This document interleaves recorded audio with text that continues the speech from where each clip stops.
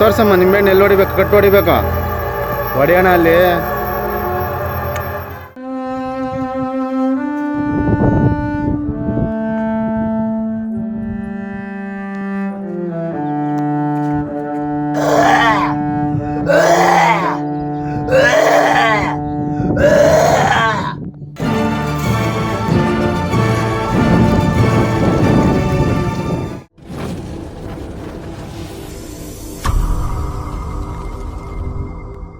ನಮಸ್ಕಾರ ವೀಕ್ಷಕರೇ.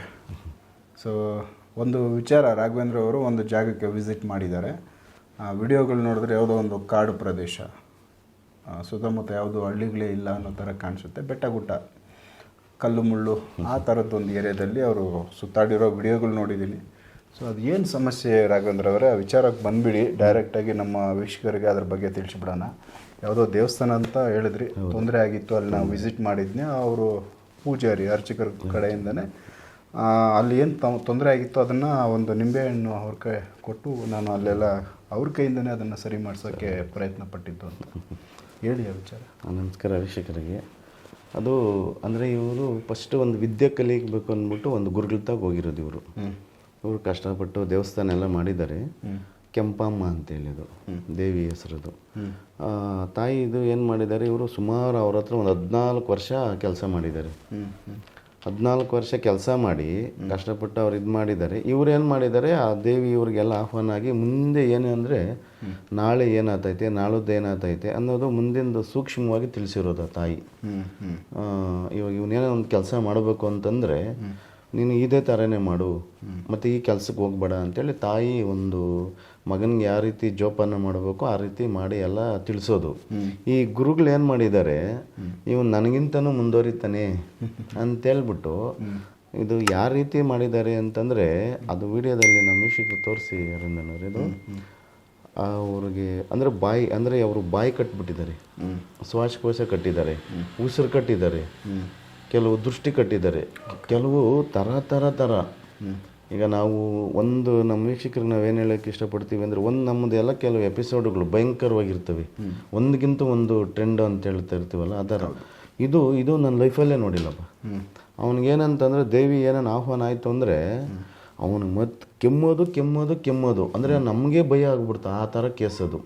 ಹೆಂಗಂದರೆ ಕೆಮ್ತಾನೆ ಇವನಿಗೇನನ್ನು ಆಗೋತದೇನೋ ಅನ್ನೋ ಭಯ. ಅದು ಪ್ರೀತ ಗಂಟ್ಲು ಹಿಡಿತಾ ಇರ್ತದದು. ಸುಮಾರು ಎಲ್ಲ ಕಡೆನೂ ಸರ್ಚ್ ಮಾಡಿದ್ದಾರೆ. ಅಂದರೆ ಇದಾಗಿರೋದು 12 ವರ್ಷಗಳದ್ದು ಮೇನ್ ಇದು. ಓಕೆ, ಯಾವಾಗೋ ಮಾಡಿದ್ದಾರೆ ಅವರು. 12 ವರ್ಷಗಳಿಂದ ಇಲ್ಲಿವರೆಗೂ ಅವರು ಸಫರ್ ಪಟ್ಕೊಂಡೇ ಬಂದಿದ್ದಾರೆ. ಕೆಲವು ಬೇಜನ್ ಗುರುಗಳನ್ನ ಕಾಂಟ್ಯಾಕ್ಟ್ ಮಾಡೋದು. ಆಮೇಲೆ ಇವರು ವಿದ್ಯೆ ಕಲ್ತಿದ್ದಾರೆ. ಇವರು ಎಲ್ಲ ರೀತಿಯೂ ಸಾಧನೆ ಮಾಡಿದ್ದಾರೆ, ಎಲ್ಲ ರೀತಿಯೂ ಪರಿಹಾರ ಮಾರ್ಗವಾಗಿ ಕಂಡಿಡ್ಕೊಂಡಿದ್ದಾರೆ. ಅದು ಏನು ಮಾಡಿದ್ರು ಕ್ಲಿಯರ್ ಆಗ್ತಾ ಇಲ್ಲ. ಇದು ಎಲ್ಲ ಕಡೆ ಹೋಗಿ ಇದು ಮಾಡಿ ಲಾಸ್ಟ್ಗೆ ನಮ್ಮದೊಂದು ಎಪಿಸೋಡ್ ನೋಡಿ ಆಮೇಲೆ ಅವರು ನಮ್ಮನ್ನು ಕಾಂಟ್ಯಾಕ್ಟ್ ಮಾಡಿದ್ರು. ಆಮೇಲೆ ನಾನು ಅವ್ರಿಗೆಲ್ಲ ಸಲಹೆ ಕೊಟ್ಟು ಈ ಥರ ಏನೇನು ಮಾಡಬೇಕು ಅಂದ್ಬಿಟ್ಟು ಮೊದಲು ನಾನೇನು ಮಾಡಿದೆ ಅಂದರೆ ತಾಯಿನ ಪ್ರಶ್ನೆ ಮಾಡಿದೆ ನಾನು. ಇದು ಯಾಕಂದರೆ ನಾನು ಏನೇ ಒಂದು ಕೆಲಸ ಆಗಬೇಕಾದ್ರೂ ತಾಯಿ ಮುಖಾಂತರವಾಗಿಯೇ ನಾವು ಹೋಗೋದು. ಆ ತಾಯಿ ಹೇಳಿದಾಗ ಇಲ್ಲ, ಇದು ಈ ರೀತಿ ಆಗೈತೆ, ನೀನು ಈ ರೀತಿಯೇ ಮಾಡ್ಕೊಬೇಕು ಅಂತ ಹೇಳಿದೆ. ಆಮೇಲೆ ನಾನು ಇಂಥ ದಿನ ಬರ್ತೀನಿ ಅಂತ ಅವ್ರಿಗೆ ಟೈಮ್ ಕೊಟ್ಟೆ ನಾವು ಟೈಮ್. ಆಮೇಲೆ ಇಲ್ಲಿ ಬಂದಾದ್ಮೇಲೆ ನಮ್ಮದೇನಿತ್ತು ಯಾಕಂದ್ರೆ ನಾವು ಎತ್ಕಂತ ನಾನು ಫಸ್ಟ್ ಸ್ಟಾರ್ಟಿಂಗ್ ಯಾರ ಮನೆಗೂ ಹೋಗಲ್ಲ. ಕೆಲವು ರೂಲ್ಸ್ಗಳು, ರೆಗ್ಯುಲೇಷನ್, ಆಮೇಲೆ ಅಲ್ಲಿನ ಶಕ್ತಿಗಳು ಏನಿದ್ದಾವೆ ಅಂದ್ಬಿಟ್ಟು ನಾವಿಲ್ಲಿ ಏನು ಮಾಡಿ ಕಳಿಸ್ಬೇಕು ಅನ್ನೋದು ನಾನು ಮಾಡಿ ಕಳಿಸಿದ್ದೆ. ಆಮೇಲೆ ಆಯಿತು ಇಂಥ ದಿನ ಬಾ ಅಂತ ಹೇಳಿದ್ದು, ಟೈಮೆಲ್ಲ ಕೊಟ್ಟು ಹೋದೆ ನಾನು.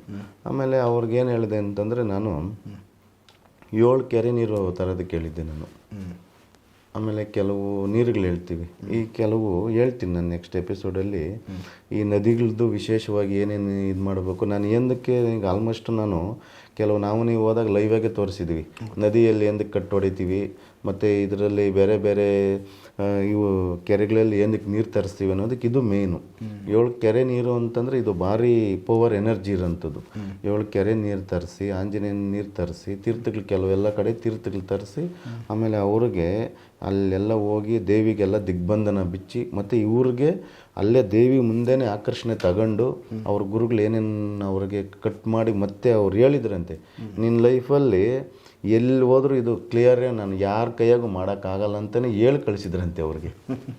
ಅಂದರೆ ಅದು ಅಷ್ಟು ಚಾಲೆಂಜ್ ಮಾಡಿ ಮಾಡಿ ಇದು ಮಾಡಿದ್ದಂತೆ. ಓಕೆ, ಅದನ್ನು ನಾವು ಅಂದರೆ ಒಂದು ದೈವ ಪ್ರೇರಣೆಯಿಂದ ನಾನು ಮಾಡಿಕೊಟ್ಟೆ ಕೊಡ್ತೀನಿ, ನೀನೇನು ಭಯ ಪಡಬೇಡ, ಎಲ್ಲ ದೇವಿ ಇದ್ದಾರೆ, ದೇವ್ರಿಗಿಂತ ದೊಡ್ಡವ್ರು ಇಲ್ಲಿ ಯಾರೂ ಇಲ್ಲ, ಒಂದು ಅದು ಹುಡುಕ್ಬೇಕಷ್ಟೇ ಅದು ಅಂತೇಳಿ ಅದು ಪರಿಹಾರ ಮಾರ್ಗವಾಗಿ ಕಂಡು ಹಿಡ್ದು ಆಮೇಲೆ ಅಲ್ಲಿ ಹೋಗಿ ಎಲ್ಲ ದೇವಿ ಎದುರುಗಡೆನೇ ನಾನು ಕುತ್ರಿಸಿದ್ದೀನಿ. ಅದು ವಿಡಿಯೋದಲ್ಲೆಲ್ಲ ತೋರಿಸೋಣ. ಅದು ದೇವಿ ಎದುರುಗೆ ಕುತ್ರಿಸಿ ಅರಿಶಿನ ನೀರು, ಕುಂಕುಮ ನೀರು, 7 ಕೆರೆ ನೀರು, ಆಂಜನೇಯ ಎಲ್ಲನೂ ಅವ್ರಿಗೆ ಸ್ನಾನ ಮಾಡಿಸಿದ್ವಿ. ಅಲ್ಲಿ ಸ್ನಾನ ಮಾಡಿಸಿ ಏನೇನು ಬೇಕು ಎಲ್ಲ ಕ್ಲಿಯರ್ ಎಲ್ಲ ಆದಮೇಲೆ ದೇವಿಯನ್ನು ಆಕರ್ಷಣೆ ತಗೊಂಡ್ವಲ್ಲ, ಅದು ತಗಂತಾನೆ ಅಮ್ಮವರು ಬಂದು ಅವ್ರು ಎಲ್ಲಿ ನೋಡ್ರಿ ಅದು ದೇವಸ್ಥಾನ ಇರೋದು ಒಂದು ಇದರಲ್ಲಿ 1 ಕಿಲೋಮೀಟರ್ ಕರ್ಕೊಂಡು ಹೋಗೈತೆ ಅವ್ರ ಮೈ ಮೇಲೆ ಆಹ್ವಾನ ಆಗಿ. ಇದು ಫಸ್ಟ್ ಟೈಮ್ ನಾನು ಈ ಥರ ನೋಡಿರೋ. 1 ಕಿಲೋಮೀಟ್ರು ಎಫೆಕ್ಟ್ ಮಾಡಿದ್ದಾರೆ. ಅಂದರೆ ಅವ್ರು ಸುತ್ತು ಕಾಡೋದು ಎಷ್ಟು ಚೆನ್ನಾಗೈತೆ ಅಂತ ನೇಚರ್, ಅದು ಅಷ್ಟು ನೀಟಾಗಿರೋಂಥ ನೇಚರು ಅಂಥ ದೇವಸ್ಥಾನನೇ ಕಟ್ ಮಾಡಾಕಿದ್ರು ಅವರು. ಆ ಥರ ಎನರ್ಜಿ ಇರೋಂಥ ದೇವಿ ಅದು. ಲಾಸ್ಟ್ಗೆ ದೇವಿ ಯಾವಾಗ ಆಹ್ವಾನ ಆಗಿ ಎಲ್ಲ ಕ್ಲಿಯರ್ ಆಯಿತು ನೋಡ್ರಿ, ನಾವು ಅದೇ ಹೇಳ್ತೀವಿ, ದೈವಶಕ್ತಿ ಒಂದಿದ್ರೆ ಯಾರು ಏನು ಮಾಡಂಗೇ ಇಲ್ಲ ಅಂತ ಹೇಳ್ತೀವಲ್ಲ, ಆ ರೀತಿ 1 ಕಿಲೋಮೀಟ್ರ್ ಅವ್ರಿಗೆ ಆಹ್ವಾನ ಆಗಿ ಒಂದು ನಿಂಬೆಹಣ್ಣು ಕೊಟ್ವಿ ಮಂತ್ರಿಸಿ, ಎಲ್ಲ ಕ್ಲಿಯರ್ ಆದ್ಮೇಲೆ ಎಲ್ಲಿ ಆ ಗುಟ್ಟ ಬೆಟ್ಟ ಮತ್ತು ಆ ಬದಿಗಳಲ್ಲೂ ಬಿಟ್ಟಿಲ್ಲ ಅದು. ಅವರೇ ಕರ್ಕೊಂಡೋಗಿ ಕ್ಲಿಯರ್ ಹೊಡೆದು ಎಲ್ಲ ಕ್ಲಿಯರ್ ಮಾಡ್ತದೆ. ಸೂಪರ್. ಸೊ ಈಗ ಅವರು ಕೈಯಿಂದ ಎಲ್ಲ ಕ್ಲಿಯರ್ ಆದಮೇಲೆ ಯಾವ ಥರ ಅವ್ರಿಗೆ ಚೇಂಜಸ್ ಕಾಣಿಸಿದೆ? ಈಗ ಅವರೇ ನಮ್ಗೆ ಆರಾಮಾಗಿದ್ದೀವಿ, ಅಲ್ಲಿ ಕ್ಲಿಯರ್ ತೋರಿಸ್ತಿದ್ದಲ್ಲ ಆಯ್ತಲ್ಲ, ಅಲ್ಲೇ ದೇವಿ ಎಲ್ಲ ಆಹ್ವಾನ ಆಯಿತು, ಕರೆಸಿದ್ದಾಯಿತು, ಮಾತಾಡಿಸಿದ್ದಾಯಿತು, ಎಲ್ಲ ಕ್ಲಿಯರ್ ಮಾಡಿ ಕೊಟ್ಟಿದ್ದಾದ್ಮೇಲೆ ನಾವು ಏನೇ ಒಂದು ನಾವು ಮಾಡಬೇಕು ಅಂತಂದರೆ ಇಲ್ಲಿ ಸಾಕ್ಷಿ ಸಮೇತ ಕೊಡಬೇಕು. ಸುಮ್ಮನೆ ಏನೋ ವಿಡಿಯೋದಲ್ಲಿ ಅವರು ಮಾತಾಡಿದ್ದಾರೆ ಎಲ್ಲ ಅಂದರೆ ವಿಡಿಯೋದಲ್ಲಿ ನಾವು ಏನೇನು ಮಾಡಿಸಿದ್ದೀವಿ ಏನೇನು ಅನ್ನೋದನ್ನು ನಾನು ಕ್ಲಾರಿಟಿ ಕೊಟ್ಟಿದ್ದೀನಿ. ಅದರಂತಾನೆ ನಮ್ಮ ವೀಕ್ಷಕರಿಗೆ ಇದು ಮಾಡೋಣ. ಅದು ಕಷ್ಟ ಸರ್. ಇಲ್ಲಿ ಏನು ಗೊತ್ತಾ, ನಾವು ಏನೇ ಒಂದು ಮಾಡಿದ್ರೂ ನೇಚರ್ಗೆ ನಾವು ಹೊಂದಾವಣಿಕೆ ತಗೋಬೇಕಿಲ್ಲಿ. ಕೆಲವು ವಿಚಾರಗಳಲ್ಲಿ ಈಗ ನೋಡ್ರಿ, ನೀವು ಏನು ಹೇಳ್ತಿರ್ತೀವಿ ಅಂತಂದ್ರೆ ನಾವು ದೇವಸ್ಥಾನಕ್ಕೆ ಹೋದ್ವಿ, ಕೆಲವು ನಾವು ಎಲ್ಲ ರೀತಿಯೂ ಪೂಜೆ ಮಾಡಿಬಿಟ್ವಿ, ಎಲ್ಲ ಥರ ಮಾಡಿದ್ವಿಯಪ್ಪ. ನಮಗೆ ಇಲ್ಲಿ ಕೆಲವ್ರಿಗೆ ಹೇಳ್ತಾ ಇರ್ತಾರೆ, ಸರ್ ನಾವು ಎಲ್ಲ ಥರ ಹೋಮಗಳು, ಆಹ್ವಾನಗಳು, ಪೂಜೆಗಳು, ಪುನಸ್ಕಾರಗಳು ಎಲ್ಲ ರೀತಿಯೂ ಮಾಡಿಬಿಟ್ಟಿದ್ದೀವಿ, ನಮಗೆ ಎಲ್ಲ ರೀತಿ ಆದ್ರೂ ದರಿದ್ರ ತಪ್ಪಿದ್ದೇ ಅಲ್ಲ. ಏನಕ್ಕೆ ಅಂದರೆ ನಾವು ಕೆಲವು ರೀತಿ ನೀತಿಗಳು ಬದಲಾಯಿಸ್ಕೊಬೇಕಿಲ್ಲಿ, ನಮ್ಮ ಜೀವನದಲ್ಲಿ ಅಳವಡಿಸ್ಕೊಬೇಕು. ಈಗ ಬೆಳಗ್ಗೆ ಎಷ್ಟು ಗಂಟೆಗೆ ಪೂಜೆ ಮಾಡಬೇಕು, ಸಂಜೆ ಎಷ್ಟು ಗಂಟೆಗೆ ಪೂಜೆ ಮಾಡಬೇಕು, ಅಂದರೆ ಇವು ನಾವು ನೇಚರ್ ಕರೆಕ್ಟಾಗಿ ಕನೆಕ್ಟಿವಿಟಿ ಆಗಿಬಿಟ್ರೆ ಆ ಪ್ರಕೃತಿನೇ ನಮ್ಗೆ ಸಪೋರ್ಟ್ ಕೊಟ್ಬಿಡ್ತದೆ. ಆ ಪ್ರಕೃತಿ ತಗೊಂಡು ಆಮೇಲೆ ನಾವು ಕೆಲಸ ಮಾಡಿದ್ರೆ ನಮ್ಗೆ ಸೋಲ್ ಅನ್ನೋದು ಬರೋದೇ ಇಲ್ಲ. ಇದು ಯಾವ ಕಾರಣಕ್ಕೂ ಜಯನೇ ಇದು. ಸೊ ಎಲ್ಲ ಕೈ ಇಟ್ಟಿದ್ದ ಕೆಲಸಗಳಲ್ಲಿ ಸಕ್ಸಸ್ ಆಗಿರುತ್ತೆ. ನಾವೇನು ಮಾಡ್ತೀವಿ ಗೊತ್ತಾ, ಈಗ ನಾವು ಏನಂತೀವಿ ಅಂದರೆ ಅಂದರೆ ಇವಾಗ ನಾವು ಯಾವ ಟೈಮ್ಗೆ ಹೇಳೋದು, ಯಾವ ಟೈಮ್ಗೆ ನಾವು ಏನೇನು ಮಾಡ್ಬೇಕು ಇವೆಲ್ಲ ಮಾಡಲ್ಲ, ಉಲ್ಟಾ ರಿವರ್ಸ್ ಮಾಡೋಕ್ಕೆ ಹೋಗೋದು. ಅದೇನಾಗ್ತದೆ, ನಮ್ಗೆ ರಿವರ್ಸ್ ಆಗೇ ಆಗ್ತೈತೆ. ಇದನ್ನು ತಿಳ್ಕೊಂಬಿಟ್ರೆ ಆಲ್ಮೋಸ್ಟು ಇದು ನಾವು ಅಂದರೆ ಪಂಡಿತರ ಹತ್ರಕ್ಕೆ ಹೋಗಂಗೆ ಇರಲ್ಲ. ಆಮೇಲೆ ದೇವ್ರ ಮೇಲೆ ಅನ್ನೋದು ಈ ಅಪನಂಬಿಕೆ ಅನ್ನೋದು ಬರಲ್ಲ. ಅದು ದೇವ್ರು ಆಲ್ಮೋಸ್ಟ್ ಇದ್ದೇ ಇರ್ತದೆ. ಈಗ ನಾವೇನೇ ಒಂದು ಮಾಡ್ಬೇಕಾದ್ರೆ ಒಂದು ದೈವಶಕ್ತಿ, ಒಂದು ಎನರ್ಜಿ, ಆ ಎನರ್ಜಿ ತಗೋಬೇಕಲ್ಲ ನಾವು. ಯಾವ ರೀತಿ ತಗೋಣ ಅನ್ನೋದು ಗೊತ್ತಿರಲ್ಲ. ಅವ್ರು ಏನು ಮಾಡ್ತಾರೆ, ಹುಡುಕ್ತಾ ಇರ್ತಾರೆ ಅಷ್ಟೇ. ಅಲ್ಲೇ ಪ್ರಶ್ನೆ ಅಲ್ಲೇ ಉತ್ತರ. ಈಗ ಒಬ್ಬ ಮನುಷ್ಯನಿಗೆ ಏನೋ ಕಷ್ಟ ಅಂದಮೇಲೆ ಮುಖದಲ್ಲಿ ಗೊತ್ತಾಗುತ್ತಲ್ಲ, ಆ ರೀತಿ ಅಲ್ಲೇ ಪ್ರಶ್ನೆ ಅಲ್ಲೇ ಉತ್ತರ. ಅಂದರೆ ಹುಡುಕ್ಬೇಕಷ್ಟೇ. ಅಲ್ಲಿ ಹುಡುಕ್ದಾಗ ಏನಾಗ್ತದೆ, ಆಟೋಮೆಟಿಕ್ಕಾಗಿ ಕ್ಲಿಯರ್ ಅಂತದೆ. ಇದು ಅದೇ ಥರನೇ ಅಷ್ಟು ಕಷ್ಟ ಬಿದ್ದಿವಿ ಇದ್ರದ್ದು ಯಾಕಂದರೆ ಅವ್ರು 12 ವರ್ಷದ ಸಮಸ್ಯೆ ಇದು. ಕ್ಲಿಯರ್ ಮಾಡಬೇಕು ಅಂತಂದರೆ ಇಲ್ಲೇನು ನಾವು ಕೂತ್ಕೊಂಡು ಸುಮ್ಮನೆ ಹೇಳ್ತಾ ಇರಲ್ಲ, ಎಷ್ಟು ಶ್ರಮ ಪಟ್ಟಿರ್ತೀವಿ, ಎಷ್ಟು ಕಷ್ಟಪಟ್ಟಿರ್ತೀವಿ. ಅದ್ರದ್ದು ಒಬ್ಬರದು ಒಂದು ದಿಗ್ಬಂಧನ ಹಾಕಿ ಒಂದು ಚೆಕ್ ಬಂದು ಫಿಕ್ಸ್ ಮಾಡಿದ್ನಂದರೆ ಅವರು ಆಲ್ಮೋಸ್ಟ್ ಚಾಲೆಂಜ್ ಮಾಡಿ ಹೇಳಿದ್ರಂತಿದ್ದು, ನೀನು ಎಲ್ಲೋದ್ರೂ ಕ್ಲಿಯರ್ ಮಾಡ್ಕ ನಾನು ನೋಡೋಣ ಅಂತ ಹೇಳಿದ್ರಂತೆ. ಅಂಥದ್ದನ್ನು ಒಂದು ಮಾಡಿಕೊಟ್ಟಿದ್ದೀವಿ ಅಂತಂದಾಗ ನಾವು ಅದರಿಂದ ಎಷ್ಟು ಶ್ರಮ ಪಟ್ಟಿರ್ತೀವಿ, ಎಷ್ಟು ಎಫರ್ಟ್ ಹಾಕಿರ್ತೀವಿ, ಏನೆಲ್ಲ ಸರ್ಕಸ್ ಮಾಡಿ ಹೆಂಗೆಲ್ಲ ಮಾಡಬೇಕು ಅನ್ನೋದು ಯೋಚನೆ ಮಾಡಿ ಅಷ್ಟು ಕಷ್ಟ ಬಿದ್ದು ಮಾಡಿರ್ತೀವಿ ಇವೆಲ್ಲ ಕೆಲಸಗಳು. ಅದೆಲ್ಲ ಕ್ಲಿಯರ್ ಆದಾಗ ಅದು ಅವ್ರಿಗೆ ಅದು ದೈವಶಕ್ತಿ ಏನು ಕಟ್ಟಾಗಿರ್ತದಲ್ಲ, ಆ ರೀಓಪನ್ ಆದಾಗ ಈ ಶ್ವಾಸಕೋಶ, ದೃಷ್ಟಿ ಇವೆಲ್ಲ ಮೈಂಡು ಬ್ಲಾಕ್ ಆದಾಗ ದೈವಶಕ್ತಿ ಏನು ಮಾಡೋಂಗಿಲ್ಲ. ಇವೆಲ್ಲ ರೀಓಪನ್ ಆಯ್ತಂದರೆ ಎಲ್ಲೆಲ್ಲಿ ಏನೇನು ಮಾಡಿದ್ದಾರೆ ಅನ್ನೋದು ಆಟೋಮೆಟಿಕ್ಕಾಗಿ ಅದು ಅವ್ರ ಮುಖಾಂತರವಾಗಿ ಗೊತ್ತಾಗ್ಬಿಡ್ತದೆ. ಅವ್ರ ಮುಖಾಂತರವಾಗಿ ಕ್ಲಿಯರೆನ್ಸ್ ಇದು. ಸರ್ ನಮಸ್ಕಾರ. ನಮಸ್ತೆ ಸರ್. ಸರ್ ಅಲ್ಲಿ ತೊಂದರೆ ಆಗಿತ್ತು, ಈ ಥರ ಒಂದು ದೇವಸ್ಥಾನಕ್ಕೆ ಯಾರೋ ತೊಂದರೆ ಮಾಡಿದ್ರು ಅಂತ ಹೇಳಿದ್ರು ಸರ್. ಅದು ಎಷ್ಟು ವರ್ಷದಿಂದ ಇತ್ತು ಸರ್ ತೊಂದರೆ? ಸರ್ ನನಗೆ 8 ವರ್ಷ ಆಯ್ತು ಸರ್. ಅಂದರೆ ನೀವು ಬೇರೆ ಎಲ್ಲಾದರೂ ಪರಿಹಾರ ಪಡ್ಕೊಳಕ್ಕೆ ಟ್ರೈ ಮಾಡಿಲ್ವಾ? ಎಲ್ಲಿ ಇಲ್ಲ ಸರ್, ಎಲ್ಲ ಹೋಗಿಲ್ಲ ಸರ್, ಇದೆ ಫಸ್ಟ್ ನಾನು. ಬಟ್ ನಿಮಗೆ ಅದು ಗೊತ್ತಾಗಿತ್ತು ಇದು ತೊಂದರೆ ಆಗೈತೆ ಅಂತ? ಸರ್ ನಮ್ಮ ಗುರು ಇತ್ತ, ನಾವು ಗುರು ಹೊತ್ತು ಕೆಲ್ಸಕ್ಕೆ ಹೋಗ್ತಾ ಸರ್, ನಾವು ವೈದ್ಯ ಕಲಿಯಕ್ಕೆ ಹೋಗ್ತಾ ಇದ್ವಿ. ಅಲ್ಲಿ ಹೋಗಿದ್ದಕ್ಕೆ ನಮ್ಮ ಗುರು ಕಟ್ಟಾಗಿತ್ತು ಸರ್, ದೇವ ಬರ್ದಾಗ ಮಾಡಿದ್ದೆ ಸರ್ ಅಮ್ಮನಿಗೆ. ಅಂದರೆ ನಿಮ್ಮ ಗುರುಗಳೇ ಮಾಡಿಬಿಟ್ಟಿದ್ದಾರೆ ಆ ಥರ. ಹಾಂ, ಗುರುಗಳೇ ಮಾಡಿದ್ರು ಸರ್. ಅದು ಅಂದರೆ ನೀವು ಅವ್ರನ್ನ ಕ್ರಾಸ್ ಮಾಡಿ ಮುಂದೆ ಹೋಗ್ತಾ ಇದ್ದೀರ ಅನ್ನೋ ಒಂದು ಇದಕ್ಕೆ ಯಾವ ಥರ? ಹ್ಞೂ ಸ್ವಾಮಿ, ನಾವು ಅಮ್ಮ ಬಂತಲ್ಲ, ಬಂದ ತಕ್ಷಣ ಇದು ಇಂಪ್ರೂವ್ಮೆಂಟ್ ಆತನ ಅಂತ ಕಟ್ ಆಗಿತ್ತು ಸ್ವಾಮಿ ನನಗೆ. ಓಕೆ. ಅಂದರೆ ಅಲ್ಲಿ ನಿಮ್ಮ ಜಾಗ ತುಂಬ ಚೆನ್ನಾಗಿದೆ, ಪ್ರಶಾಂತವಾದ ಒಂದು ವಾತಾವರಣ ಇದೆ ಅಲ್ಲಿ. ಹ್ಞೂ ಸರ್.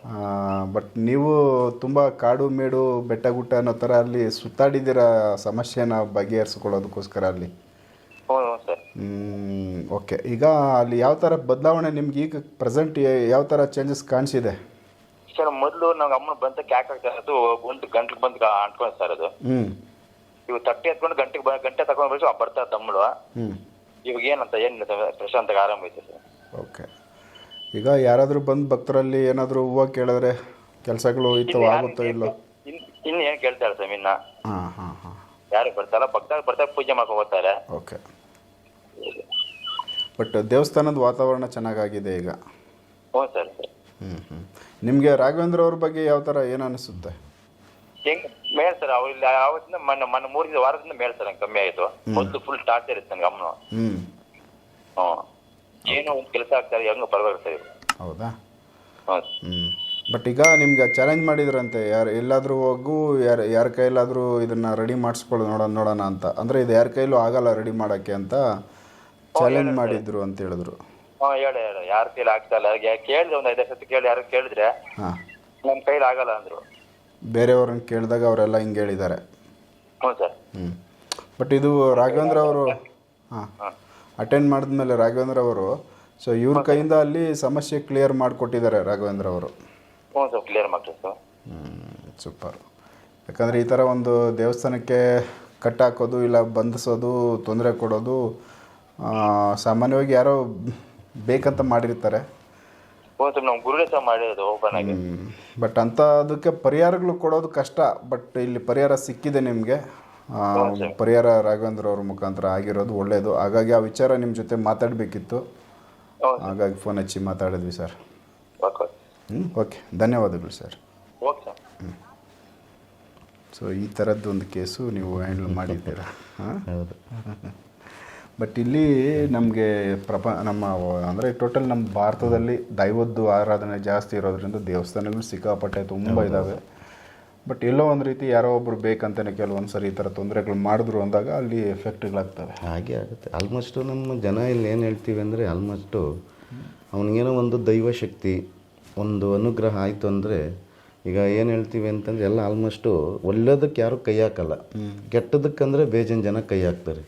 ಆ ಥರ ಇವರು ಒಂದು ಏನೋ ಅವ್ರದ್ದೊಂದು ಜಪ ತಪ ಅವ್ರೇನೋ ಕಷ್ಟ ಬಿದ್ದು ಅವ್ರು ಮಾಡ್ತಾ ಇರ್ತಾರೆ. ಅಂಥವ್ರಿಗೆಲ್ಲ ಇವರು ಈ ರೀತಿ ಮಾಡೋದು. ಅದೇನು ಹೇಳ್ತಾರೆ, ಕುಡಿಯೋ ನೀರು ಕಲ್ಲು ಹಾಕೋದು ಅಂತೇಳಿ ಆ ರೀತಿ ಜನ ಇದು. ಆಲ್ಮೋಸ್ಟ್ ಇದು ದೇವಸ್ಥಾನಗಳಿಗೆ ಕೆಲವು ದೇವಸ್ಥಾನಗಳು ನಾವು ನೀವು ನೋಡ್ದಂಗೆ ಸುಮಾರು ಈಗ ನಾವು ಎಲ್ಲಿಗೆ ಹೋಗ್ತಿರ್ತೀವಿ ಅಂದರೆ ಹುಬ್ಬಳ್ಳಿ, ಧಾರವಾಡ, ಬೆಳಗಾವಿ, ಈ ಕಡೆ ರಾಯಚೂರು, ಬಿಜಾಪುರ ಈ ಕಡೆ ಎಲ್ಲ ಆಲ್ಮೋಸ್ಟ್ ಹೋಗ್ತಾ ಇರ್ತೀವಲ್ಲ, ಗುಲ್ಬರ್ಗ ಎಲ್ಲನೂ ಅಲ್ಲಿ ನಾವು ಸುಮಾರು ನೋಡ್ತಾ ಇರ್ತೀವಿ. ನಾವು ನೀವು ಮಾತಾಡ್ಕೊತಾ ಇರ್ತೀವಿ. ಒಳ್ಳೊಳ್ಳೆ ದೇವಸ್ಥಾನ, ಈ ಏನು ಸುಮಾರು ಕೋಟ್ಯಾಂತರ ರೂಪಾಯಿ ದೇವಸ್ಥಾನ ಅವೆಲ್ಲ ಇವತ್ತು ಪಾಳಾದಂಗೆ ಆಗ್ಬಿಟ್ಟಿರ್ತವೆ, ಎಲ್ಲ ಹಾಳು ಬಿದ್ದು. ತೊಂದರೆ ಯಾರಾದರೂ ಮಾಡಿದಾಗ ಇಮ್ಮಿಡಿಯೇಟ್ ಅದನ್ನು ರೆಡಿ ಮಾಡಿಕೊಂಡ್ರೆ ಹೌದು ಮತ್ತೆ ಅದು ಬೆಳೆಯುತ್ತೆ. ಅದು ಆ ಶಕ್ತಿ ಎಲ್ಲೂ ಹೋಗಲ್ಲ. ದೈವದ್ದು ಹಾಗೆ ಪ್ರೊಟೆಕ್ಟ್ ಇರುತ್ತೆ. ಅಲ್ಲಿ ಬಂದವ್ರಿಗೆ ಸಮಸ್ಯೆಗಳು ಬಗೆಹರಿಸ್ಕೊಂತ ಭಕ್ತರಿಗೆ ಒಳ್ಳೇದು ಮಾಡ್ತಾ ಹೋಗುತ್ತೆ. ಹೌದು.